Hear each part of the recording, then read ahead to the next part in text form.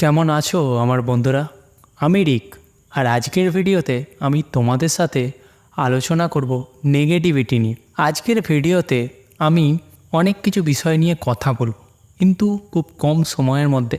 দেখো, নেগেটিভিটি এই শব্দটা একটা জাজমেন্টাল শব্দ বলতে পারো, এবং আমরা এই সোশ্যাল মিডিয়া বা অনলাইনের যুগে এই নেগেটিভিটি শব্দটা কিন্তু জানতে পারছি যে এইটাকে নেগেটিভিটি বলে, বা এইটা যে নেগেটিভ জিনিস, বা এইটা হলো একটা নেগেটিভ বিষয় যেটা আমাদের অ্যাট্রাক্ট করছে। দেখো, সবাই সব কিছু জানে কোনটা নেগেটিভ কোনটা পজিটিভ, কোন জিনিসগুলো করলে তার জীবনে নেগেটিভিটি আসবে, কোন হ্যাবিটগুলো ফলো করলে তার জীবনে পজিটিভিটি আসবে। এবং সবাই সব কিছু জানা সত্ত্বেও তারা কিন্তু নেগেটিভিটিটাকে অ্যাপ্রোচ করছে। না হলে সিগারেটের প্যাকেট দেখেও অনেকে সিগারেট খাওয়া ছেড়ে দিত।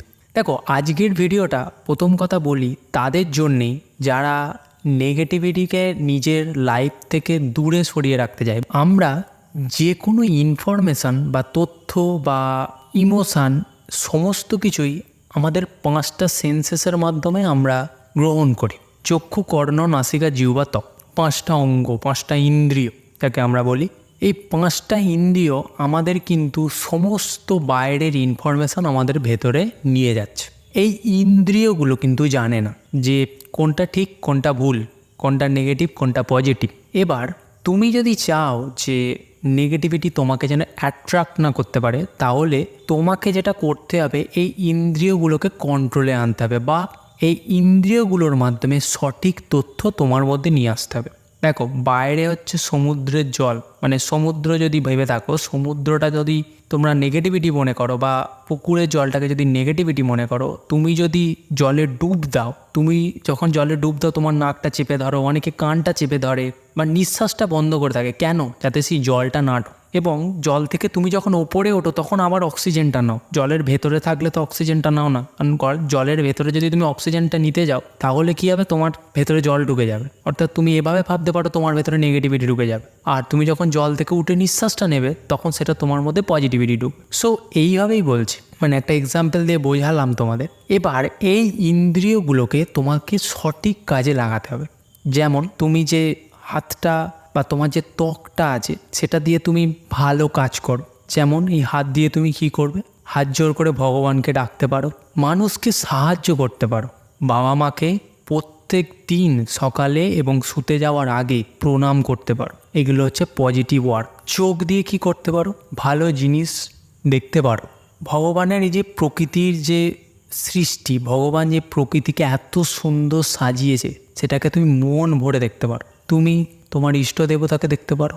তুমি এই চোখ দিয়ে সব কিছু দেখতে পারো। কি দেখবে সেটা তোমার ওপর নির্ভর করছে। তোমার ভেতরে যে জাজমেন্টাল যে এলিমেন্টটা আছে সেইটা কিন্তু নির্ধারণ করবে তুমি দেখবে কি, বা এটা তোমার ভেতরে তথ্যটা যাওয়ার পর তুমি বুঝবে যে সেটা নেগেটিভ না পজিটিভ। তুমি সব বুঝতে পারো, সমস্ত কিছু তুমি জানতে পারো। তুমি যেটা করছো সেটা নেগেটিভ জিনিস না পজিটিভ জিনিস সেটাও তুমি জানো, কাউকে প্রশ্ন করতে হবে না। তুমি নাক দিয়ে যখন কোনো গন্ধ শুঁকবে, তুমি যদি ধূপের গন্ধ শোকো বা ধুনোর গন্ধ শোকো, তাহলে তুমি বুঝতে পারবে এটা ভালো গন্ধ।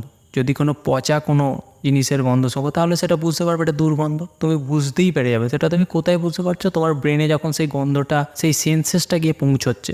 জিভ দিয়ে তুমি কি নেবে? তুমি মিষ্টি খাবে না টক খাবে না তেতো খাবে? সবটাই তোমার ওপর নির্ভর করছে। সো আমি এটাই বলতে চাইছি, তোমার ইন্দ্রিয়ের কোনো যায় আসে না সে কি দেখছে। তোমার ভেতরে যে শক্তিটা আছে, তোমার ভেতরে যে মানে কম্পিউটারের যে প্রসেসরটা আছে, সেটা তোমায় বলে দেবে সেটা যে তোমার নেগেটিভ না পজিটিভ। এবং তার উপর নির্ভর করে তোমার হার্ড ডিস্কটা ভর্তি হচ্ছে নেগেটিভ থটস দিয়ে না পজিটিভ থটস দিয়ে। তুমি সোশ্যাল মিডিয়ায় কি দেখছো, তুমি কীরকম মানুষের সাথে আছো, তুমি মনে কি ভাবছো, তুমি যা দেখবে যা শুনবে তাই তুমি মনে ভাব। তুমি যদি ভগবানের চিত্র দেখো, ভগবানকে দেখো, তাহলে তোমার মনে ভগবানই আসবে। যদি তুমি কোনো ভালো কোনো ক্রিয়েটিভ জিনিস দেখো, তাহলে তোমার মনে সেই ক্রিয়েটিভ থটসটাই আসবে। তুমি যদি কোনো দুঃখের কোনো সিন দেখো, তাহলে তোমার মনে সেই দুঃখের সিনগুলোই আসবে, বা স্যাড ভার্সানটাই তোমার উঠে আসবে যে আমার এইগুলো জীবনে দুঃখের জিনিস